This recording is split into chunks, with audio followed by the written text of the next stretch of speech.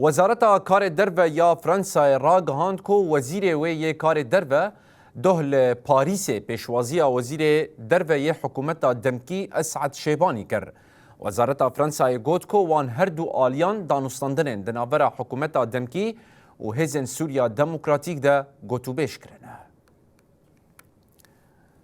وزارت درو فرانسا دیار کرد که باروت بریارا تبلیبونا سوریه جنابا کوالسیونا نامنتوایی را پیشوازی کرد و پسنه اپراسیونا خواه و بریتانیا یا لدجی داعش دا.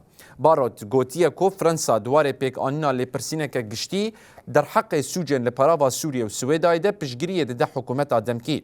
هر وکی دست نشان کرد که گرک ده پیواجوی وگوهیز در ریز لهمو پیک هاته انجواکا سوریه وره گرتن.